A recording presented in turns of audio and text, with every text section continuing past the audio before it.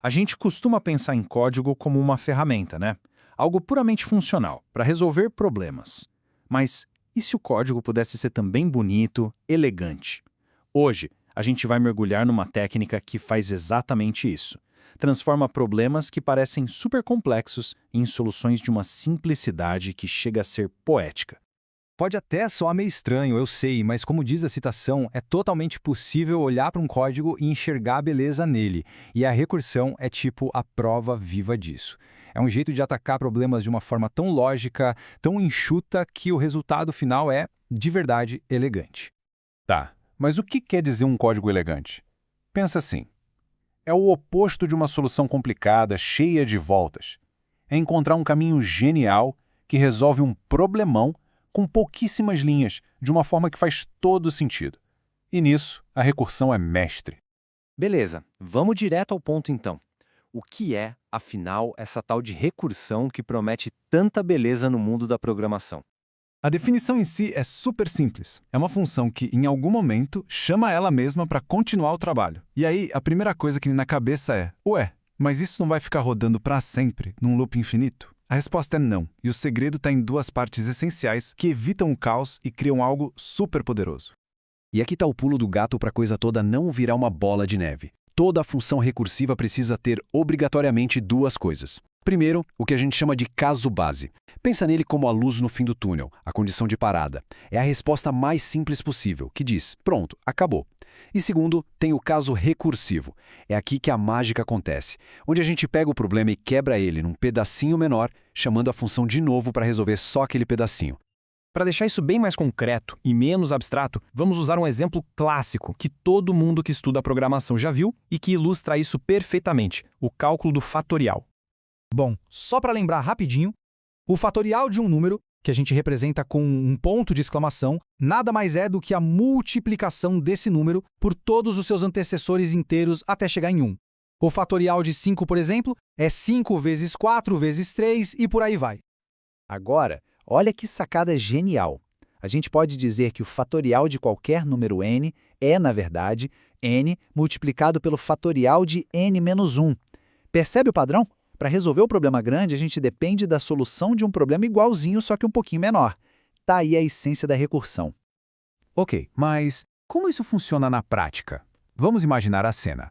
Quando a gente pede para calcular o fatorial de 4, a função fat de 4 meio que fala: opa, não sei a resposta, mas sei que é 4 vezes o resultado do fatorial de 3. Aí a função fat de 3 é chamada e faz a mesma coisa: preciso de 3 vezes o fatorial de 2. Isso vai descendo como uma escada até que a gente chega em fat 1, e o fatorial de 1 a gente sabe de cabeça, é 1. Esse é o nosso caso base, o nosso ponto de parada. E aí, quando a gente chega nesse ponto final, a mágica acontece ao contrário. A função fat1 retorna o valor 1. A função fat2, que estava esperando por essa resposta, agora pode terminar seu cálculo. 2 vezes 1 é 2. Ela devolve esse resultado para fat3, que calcula 3 vezes 2, que dá 6. E por fim, a nossa chamada original, a fat4, recebe o 6 e calcula a resposta final, 4 vezes 6, que é 24. A solução é construída de baixo para cima, no efeito dominó. E é aqui que a tal da elegância aparece com tudo. Olha só a abordagem da esquerda com um loop. A gente precisa criar uma variável, fazer um laço de repetição. Funciona? Claro que funciona. Mas agora dá uma olhada na direita, na versão recursiva. É muito mais limpa, mais direta. Ela é praticamente a tradução literal da definição matemática do fatorial. É concisa e elegante. Mas a recursão não para por aí não. Nem sempre a estrutura é tão simples, com um caso base e um caso recursivo. As coisas podem ficar um pouco mais interessantes. Vamos ver. A famosa sequência de Fibonacci, que muita gente já ouviu falar, é um exemplo perfeito disso. Nela, cada número é a soma dos dois anteriores. Para essa lógica funcionar de forma recursiva, um ponto de partida só não adianta. A gente precisa de 2. Precisamos definir os 2 primeiros números, as nossas condições de parada, os nossos casos base. A partir daí, a regra recursiva pode fazer o seu trabalho, somando os 2 anteriores para achar o próximo. E se a gente tiver mais de um caminho recursivo para seguir? Aí entramos num negócio fascinante, a conjectura de Collatz.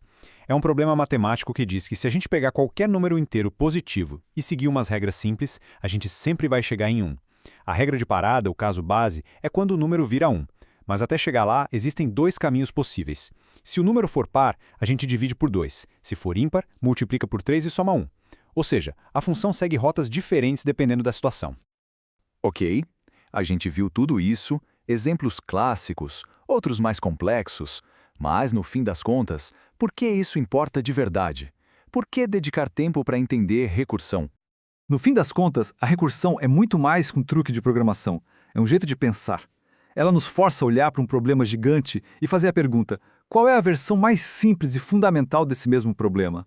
Ao fazer isso, a gente não só encontra uma solução que funciona, mas uma que é mais clara, mais lógica e, como vimos, muito mais elegante.